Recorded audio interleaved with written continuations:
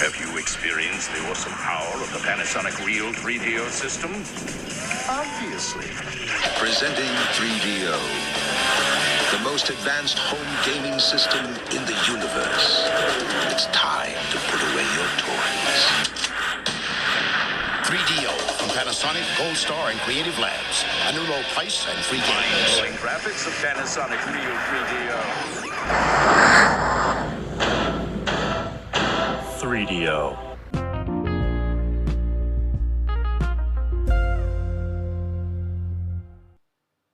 Hey everybody, welcome back to the 3DO Experience, the 3DO retrospective podcast where we talk about all things 3DO, the company, the console, and everything in between.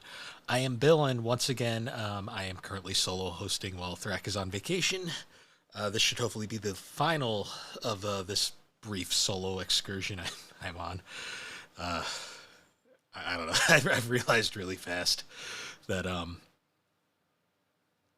the main reason I brought in a second host is because I'm not particularly great at doing these solo.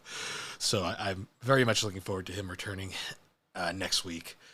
But in the meantime, I have another solo episode on a kind of one-off, off-the-wall topic for this show related to 3DO. Probably going to be another shorter episode. There's only so much I can do talking to myself. If this month hadn't been such a shit show for me, I probably could have maybe planned something out with some guests, but it is what it is. So, yeah, once again, though, entering the show, no major news segment. I'm not great at following it, but once Thrak is back, we'll probably do a big catching up episode and just kind of catch up on everything. Yeah, I mean, I was at a concert last night, so I am very tired, and I'm kind of just keeping up with all of that fun stuff. But anyways, so for this episode, I had a bit of an interesting topic. It's a bit of a harkening back to one of the earliest episodes of the 3DO Experience, which was actually when I had it was actually the first episode we had Casey on. And we were talking about the different hardware variations of the 3DO. This is during the original 3DO run before Thrak joined, and we had basically restarted the show from scratch. Yeah. So for this episode, I thought it'd be very interesting to talk about some of the lost 3DOs. Because it's very well known from the get-go that when 3DO was first envisioned, the whole idea for Trip Hawkins was to create a multimedia video game standard. And what he basically meant was he wanted to kind of create his own version of, say, like VHS or like DVD, where there would be one basic video game language, like hardware specs, and they would license that out to a whole bunch of different companies. So then every company that would be making the hardware would just be basically making variations of the 3DO, and you could buy different variations, but they would all still play the same games for the most part. And at the time, I mean, I kind of saw the potential of it. It's a novel idea. Makes sense to a degree. The problem is, though, what ended up being its huge downfall was the fact that the licensing fees were not super favorable to the actual console manufacturers, and they were mostly favorable to 3DO and game makers. Because to get a 3DO license to make a game, it was like super cheap. Like, you could make games very easily. The consoles, on the other hand, though, that was a different story. It was very much like the razor and the blades mentality, but like it just didn't work. So what would happen was, because like most video game systems these days are sold at a loss, like Sony infamously would sell the PlayStations at a loss, and then they just make up the money via game sales and licensing. And I believe Microsoft does the same. Nintendo pretty much does that now as well. But because of the way 3DO was set up with the manufacturers, a lot of them had to basically sell the consoles for what they were worth, which, as a result, led to the original 3DO, the Panasonic FC1, the most famous 3DO by most regards, retailing at $699, which $700, which is really ironic considering nowadays consoles are almost there price wise, and that's actually really scary in hindsight. But at the time, that was absurd, and that was like it's because Panasonic had to make money. The problem is though they also over designed the FC1. Like the FC1 has so much extra shit that's really not necessary. I love it, but it was very over the top. But despite Panasonic being kind of the de facto 3DO licensor, there obviously were other companies that also bought in. Because when they were originally pushing the idea, their big targets were Matsushita, which is the company that owns Panasonic, but also Sony, ironically. I mean, obviously that didn't go anywhere. Other licensors then, of course, were well-known Gold Star, which is now LG, and then Sanyo, who ironically nowadays is owned by Panasonic, ironically. There was also Creative Labs, who famously made the 3DO Blaster, which was this like capture card thing that let you play 3DO games on your PC. Cool idea, really expensive, and for a system that wasn't particularly successful, kind of an extreme novelty. Panasonic also famously released the FC10 model, which was the cheaper redesign that was essentially designed to it was designed to make the system cheaper. It was more of a pop top design rather than the front load. Yeah, and it wasn't. It's the more preferable 3DO, I'd say, but at the same time, it has some drawbacks here. Like, it's not as aesthetically pleasing as the FC1 is, but it has like RAM differences too, which makes it certain games like won't be able to play music properly.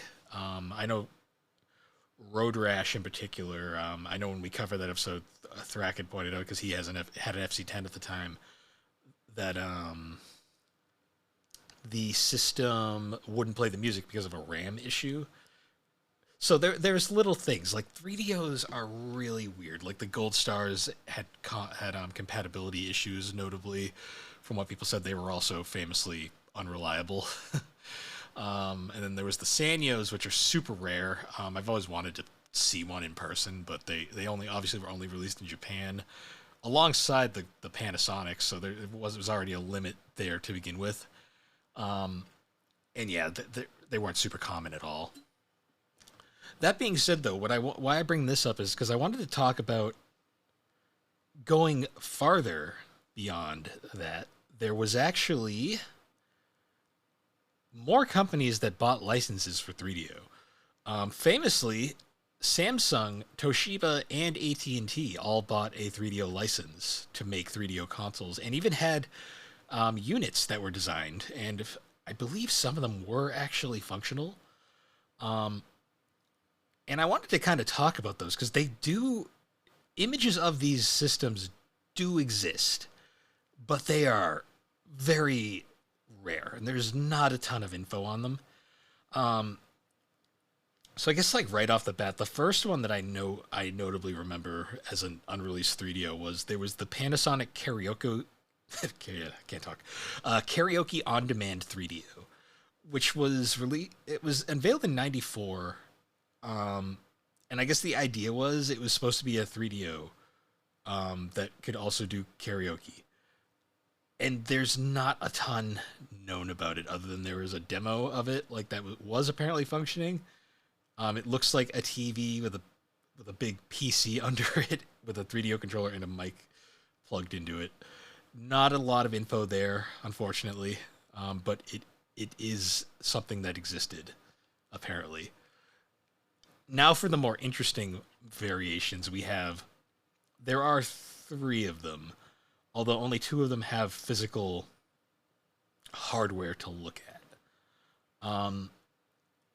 So that being said, the first one, pretty well known, is the Samsung 3DO, which the Samsung 3DO was a fully functional unit. It apparently was going to have an internal MPEG decoder and allow native VCD playback. Samsung obviously pulled the plug when 3DO stock dropped in '95.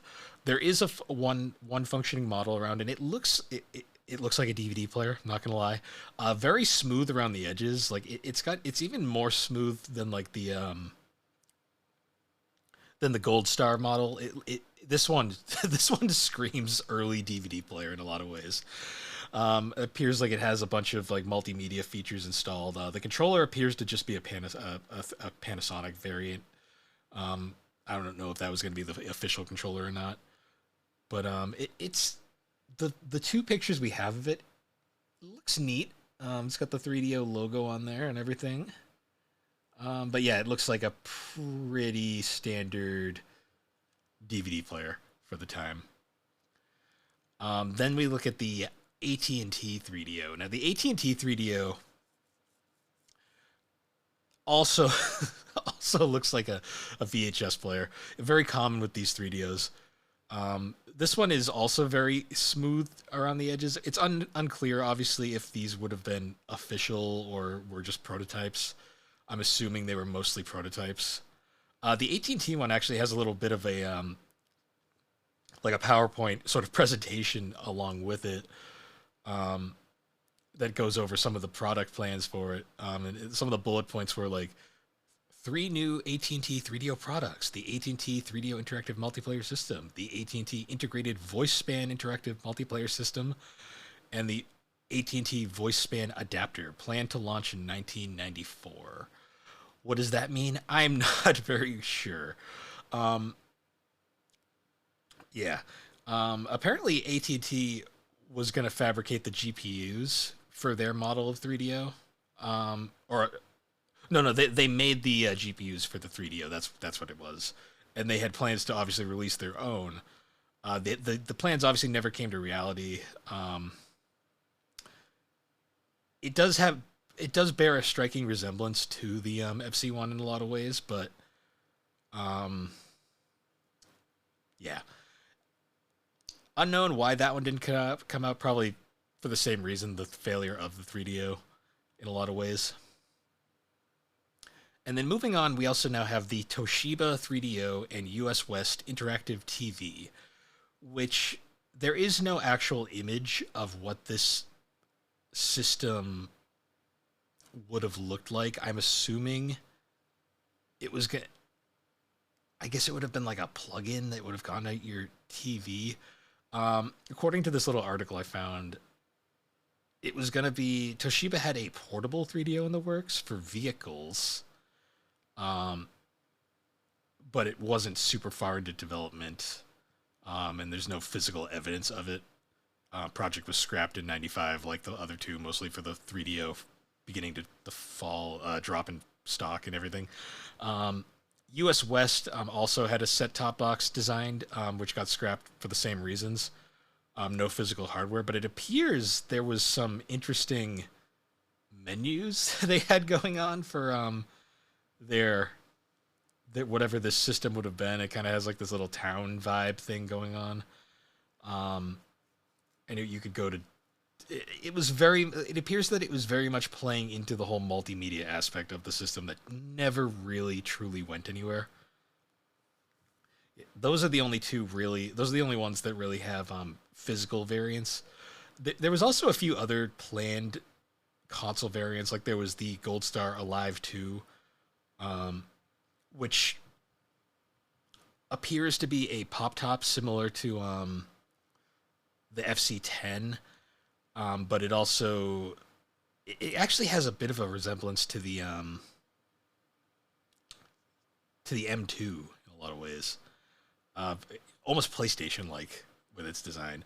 Not a lot of info is known on that one. It appears that it was just kind of I'm assuming a redesign for the Gold Star variant, which I'm assuming was probably canceled when Panasonic ended up getting the exclusive rights to the M2 technology. There was also the Panasonic Robo console, which I'm assuming was a dev kit of sorts. I'm not really sure on that one. The real big interesting ones are the AT&T and Samsungs by far.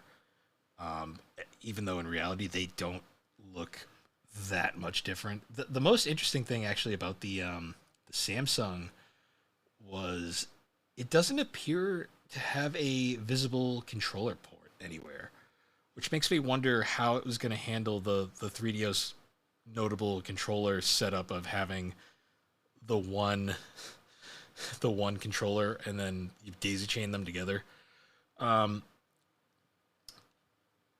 If it's any guess, it was probably. Oh no, okay, never mind. There's actually a different image that has it's a very tiny port, hidden off to the side. It actually looks like a different plug though. I'm not sure. I can't really tell from the image, but it almost looks like it would use its own proprietary controller, which would be really annoying back in the day if they had this one system that didn't follow the controller rules. That's fun, I guess. But yeah, obviously none of these 3DOs came to be. They very much were all canceled in '95, right around the point of the system being canceled. Well, not canceled. The 3DO itself kind of 3DO basically canceling their console side and then shifting over into just being a third-party publisher. And it's just interesting that like 3DO, one of the reasons why I love the 3DO and I love talking about it is just how freaking weird a lot of things about it are. Like it really was trying to be this like trendsetter of a console that was planning on being more than I'd say it actually was for the time.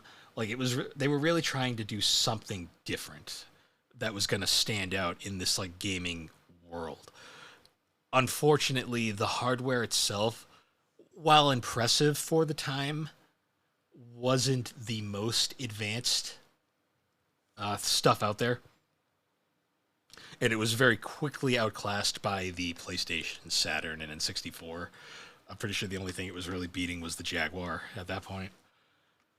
And then the other big Achilles heel, like, it could have survived the graphic deficiencies for a little while. I think it was more the game library, which, even though doing the show we've discovered the system had a ton of these wonderful hidden gems, it just didn't have enough to truly make people care, especially with that initial $700 price tag, not helped by the fact that it only came out with one game upon its original release with Crash and Burn. Like it was just literally like a recipe for failure, which is super sad in hindsight. But also, it was probably a lesson that needed to be learned because, especially with, well, it's actually really weird looking at it now because at the time, the idea of like this one general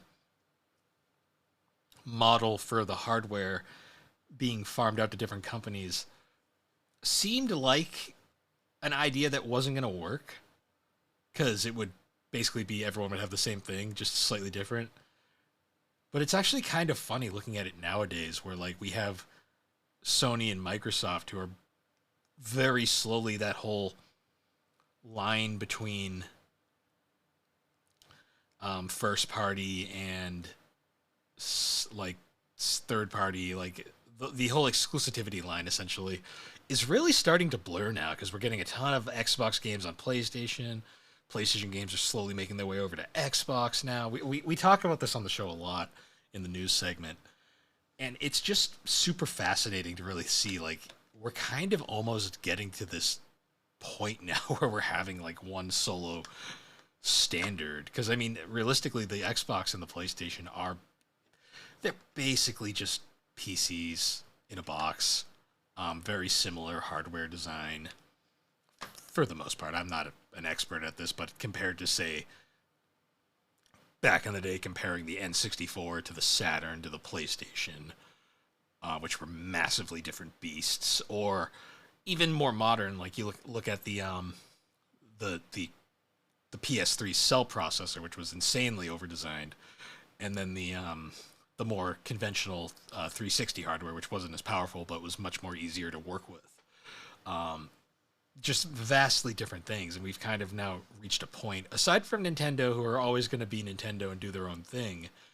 We're almost getting to a point now where like the 3DO vision is almost being realized in a very large stretch and roundabout way. Doing my little mental math up here. But yeah, for the early 90s, 3DO was probably never going to work. It was just such a weird idea that I both really love, but also really just, I understand full and well why it did not work in the long run. That being said, though, looking at the hardware, all these different 3DO hardware variations, it's both very interesting, but also kind of sad just to see like so many of these things were thought of, and then but realistically only one is really remembered these days with the Panasonic FC1 or FC10 at most. It's just such a weird footnote. Like you could almost have like an entire like multiple chapters in like there's that book called The Video Game Console, which is like it's a giant it's basically a giant like kind of like just going over all the different consoles in like history and stuff, like in a nice like little book package. Like realistically, I know the 3DO section isn't that big in the book, but I feel like it could honestly be multiple pages of just all these different weird variations. Like hell, even the M2 is an interesting thing. We'll definitely be talking about the M2 in the future at some point on the show, because the M2 is also its own rabbit hole of just like so many ideas that never happened and are just now like lost to time. Like these 3DO variants are almost, in a sense, they remind me a lot of these like failed console, like canceled consoles, like the Sega Neptune, where like there are prototypes out there, but they never were released to the public, and they exist somewhere. I'm convinced. Like I feel like the Samsung and AT&T 3DOs are probably somewhere in like the vaults, just like the database, just like put away somewhere, just like chilling, and it's probably going to get discovered one day and tossed. But I would love to see these things in a museum at some point, just to experience, like, see what they were about. Especially considering the Samsung one apparently worked, was fully functional, which is interesting. I just like to honestly see what it did. It's funny because, like I mentioned earlier, even though it was technically released, you could consider the 3DO Creative Blaster, that could be like a lost 3DO in a lot of ways as well, because it exists, but it is by far the most obscure 3DO. It's honestly up there with the Sanyo, is like it's known about, but like it's really not at the same time. Like the only real reason I know about the Blaster is because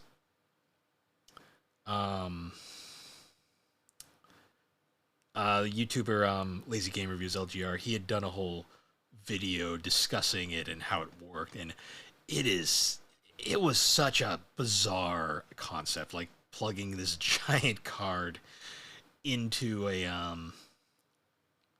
into your PC and then basically playing your 3DO games on this little thing, which was basically just a capture card.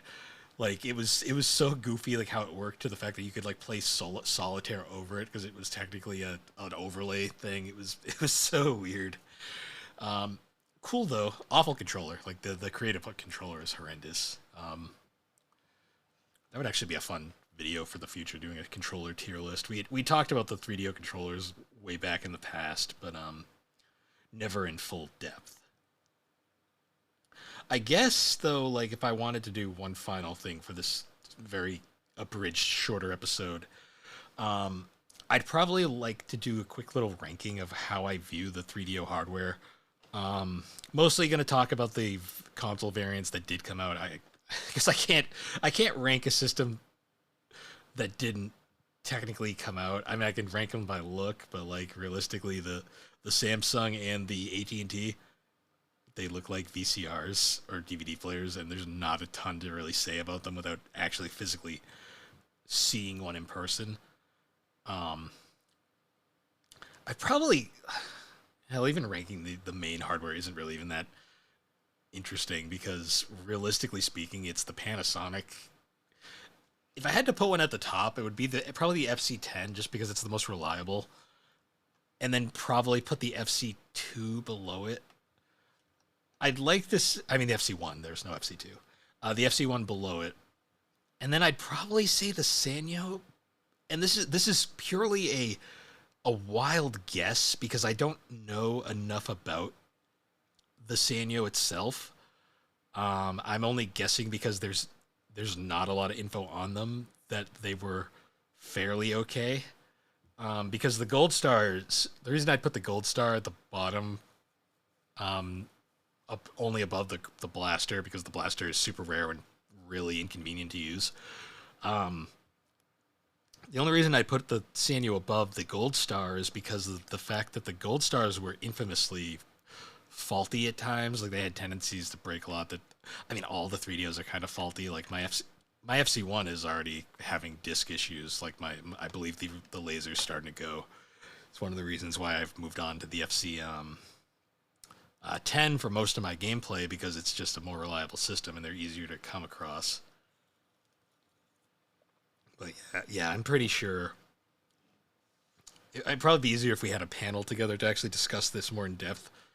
But yeah, FC10 probably by far the best one. Gold Star is probably the weakest of them. The Blaster really can't count because that's such a specific thing. But yeah, so that is a very brief discussion on the lost 3DOs. I would be very interested in finding more. There's just not a ton of info on them aside from that they existed and were both canceled in 95 because the 3DO itself was basically canceled in 95, and the company had changed over to doing software and would last a couple more years before finally disappearing in 2003, I want to say, was around when 3DO finally went under.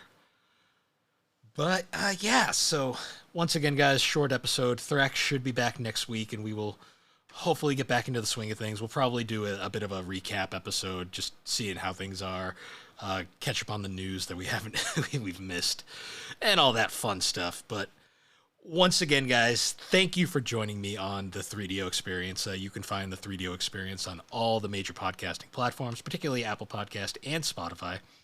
And be sure to check us out over on the Superpod Network. That is superpodnetwork.com. Awesome site where you can find all sorts of different videos, blogs, podcasts, of course.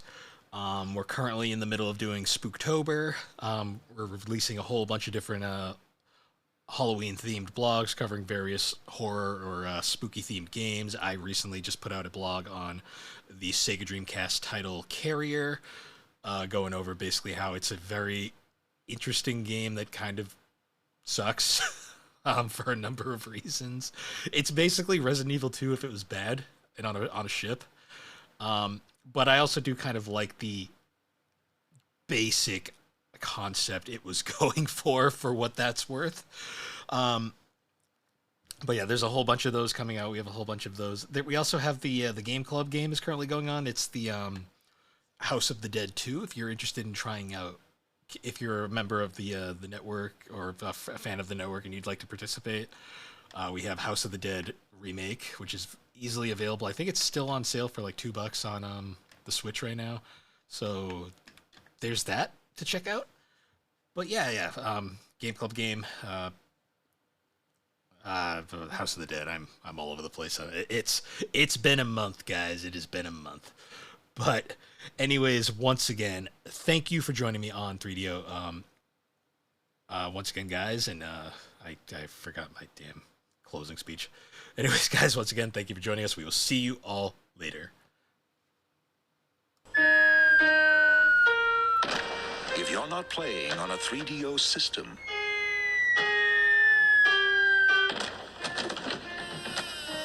what are you playing with?